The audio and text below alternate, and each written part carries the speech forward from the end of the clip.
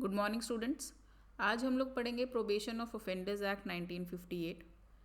इस वीडियो में हम ऑलमोस्ट पूरा एक्ट रिवाइज कर लेंगे।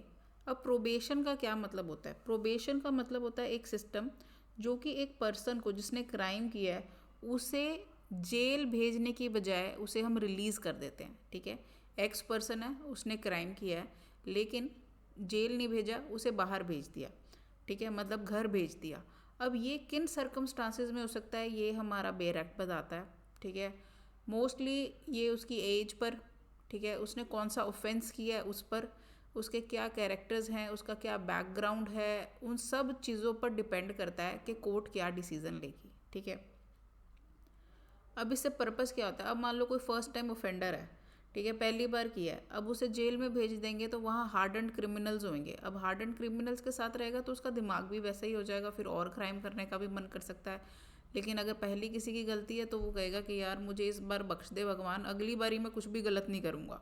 ठीक है, हम कोशिश क्या करते हैं, कोई भी इंसान क्रिमिनल पैदा नहीं होता, तो एम यही रहता है कि अगर किसी ने गलती से कोई क्राइम कर भी दिया है तो उसे अच्छी राह पे या सही राह पे लेके आना है।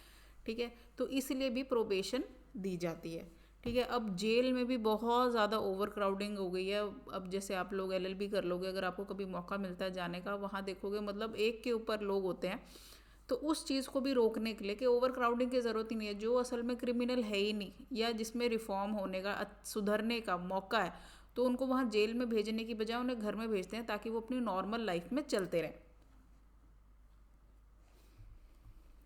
अब ये जो एक्ट आया था वो था basically release of offenders. Offenders है, उसने क्राइम किया हुआ है, ये बात हम मान रहे हैं, लेकिन हम उसे छोड़ रहे हैं प्रोबेशन पर या डांट के। एडमोनिशन मतलब होता है कि जैसे हर रोज़ ही हमें एडमोनिशन होती है, हर रोज़ ही हमें कोई ना कोई डांट देता है, मम्मी पापा तो हर टाइम ही एडमोनिशन करते हैं, तो सिर्फ उसे वार्निंग दे के डांट के उसे छोड़ दिया।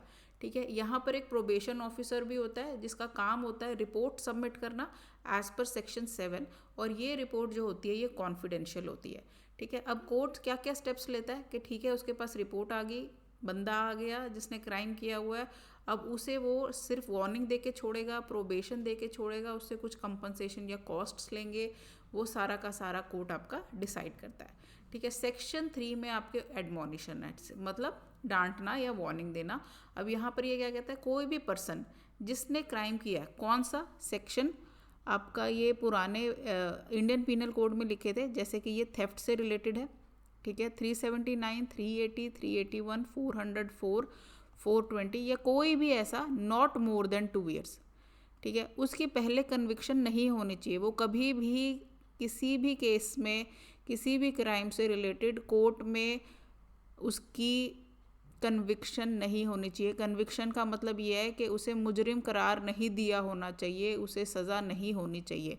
अब प्रीवियस कन्विक्शन में ना, पहले अगर उसे वार्निंग दे के भी छोड़ा गया है कि हाँ उसने क्राइम किया था और उसे एडमोनिशन पे छोड़ा गया है, तो वो प्रीवियस कन्विक्शन इंक्लूड होगा।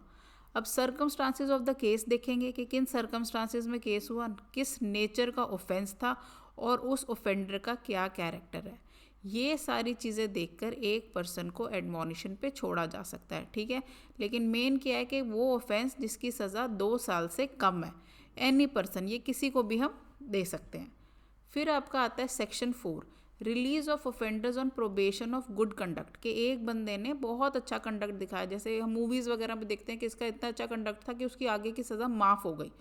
ठीक है, तो release of offenders on probation of good conduct any person हो सकता है, और उसका ऑफेंस पनिशेबल विद डेथ या लाइफ इम्प्रिजनमेंट नहीं होना चाहिए। ठीक है, उसको फांसी की सज़ा या उम्र कैद की सज़ा नहीं होनी चाहिए। ठीक है, उसका जो ऑफेंस है उसमें ये प्रोविजंस नहीं होने चाहिए। कौन से? डेथ या life imprisonment. Circumstances of the case देखेंगे, नेचर ऑफ द ऑफेंस देखेंगे, देखो सेम है ये तीन चीज़ें, circumstances of the case, nature of offence, character of the offender, CNC, ये तीन चीज़ें ज़रूर देखनी है। अब यहाँ पर क्या होगा, release on bond and may be called to appear and receive sentence not exceeding 3 years, maintain peace and good behaviour. एक बंदे को बॉन्ड पे छोड़ दिया जाएगा और उसे बोलेगा कि भैया तुझे आना है, यहाँ पर हाजिरी देनी है, या अगर लगा कि वो जो कंडीशंस पे छोड़ा गया था वो उनको पूरा नहीं कर पा रहा, उसे कहेंगे कि आ जाओ भैया, अपनी सज़ा को पूरा करो, लेकिन मैक्सिमम 3 साल की सज़ा होगी। अब जब रिलीज़ करता है किसी भी पर्सन को बॉन्ड पे ना, तो वहाँ पर ये होता है कि वो पीस और गुड बिहेवियर मेंटेन करेगा, ठीक है। Provided he shall not be released unless court is satisfied that the offender or his surety has a fixed place of abode और रेगुलर ऑक्यूपेशन इन जज जुरिस्डिक्शन, ठीक है। जब उसे प्रोबेशन पे छोड़ा जाएगा ना, तब ये भी देखना होगा कि वो बंदा जो ऑफेंडर है वो जज की जुरिस्डिक्शन में होना चाहिए। जज की जुरिस्डिक्शन मतलब जज के एरिया में होना चाहिए जहाँ पर वो अपनी पावर को एग्जीक्यूट कर सकता है, ठीक है। जैसे अब मान लो नॉर्थ जोन है, साउथ जोन है, वेस्ट जोन है, ईस्ट जोन है।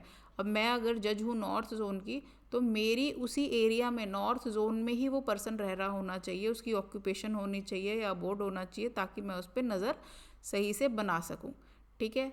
ये एक मेन कंडीशन है। अब यहाँ पर ये क्या कह रहा है कि एक पर्सन को रिलीज़ कर रहे हैं प्रोबेशन ऑफ गुड कंडक्ट पे, लेकिन जो ऑफेंस है उसकी सज़ा डेथ या लाइफ इम्प्रिजनमेंट नहीं होनी चाहिए।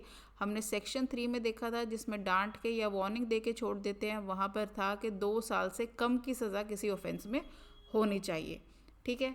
अब ये क्या कहता है, कोर्ट जब एक बंदे को छोड़ रहा है तो वो एक एडिशन में एक और ऑर्डर पास कर सकता है, सुपरविजन ऑर्डर, कि भैया वो पर्सन प्रोबेशन ऑफिसर की निगरानी में रहेगा।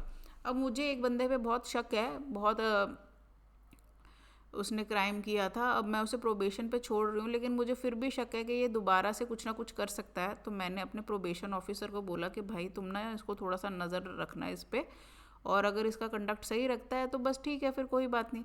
तो ये सुपरविजन ऑर्डर हो सकता है 1 साल के लिए।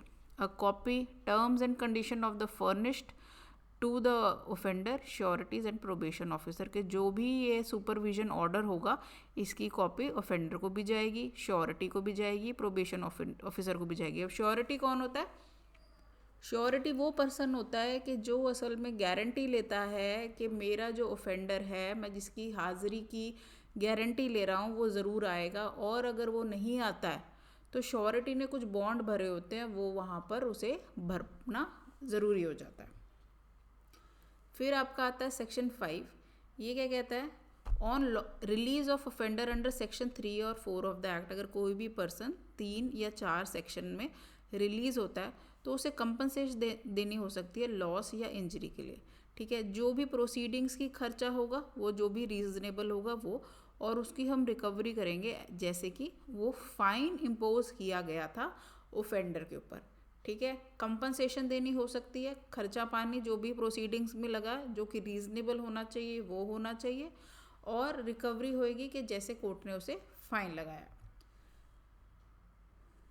फिर आपका आता है सेक्शन 6। सेक्शन 6 जो है वो कहता है कि restrictions on imprisonment of offenders under 21 years of age. अब ये यहाँ पर ये कह रहा है कि जो लोग 21 साल से कम की उम्र के होते हैं उनके लिए हम कैसे डील करेंगे। सबसे पहला कि भाई अंडर 21 ईयर्स ऑफ एज का होगा, ठीक है, और जो उसने क्राइम किया है, जो उसने ऑफेंस किया है, उसकी सज़ा सिर्फ इम्प्रिजनमेंट है, लाइफ इम्प्रिजनमेंट भी नहीं, कोई भी इम्प्रिजनमेंट हो सकती है, लेकिन वो लाइफ इम्प्रिजनमेंट से कम होना चाहिए। Shall not sentence him unless satisfied that it would not be desirable to deal with him under section 3 और 4।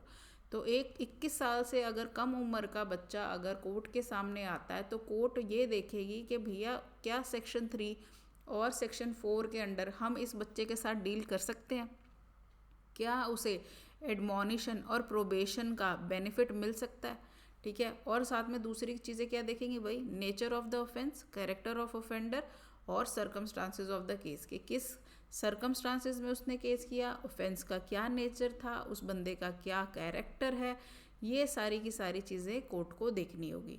फिर रिपोर्ट को बुलाएंगे, ठीक है, कोर्ट जो है रिपोर्ट मंगवा सकती है और उसे कंसीडर करेगी, और जो भी मेंटल कंडीशन या फिज़िकल कंडीशन होगी उस बंदे की या उस ऑफेंस की करने के लिए, वो सारी की सारी नज़र में लेंगे या संज्ञान लेंगे कोर्ट वाले, और फिर उसी के बाद ऑर्डर पास करेंगे।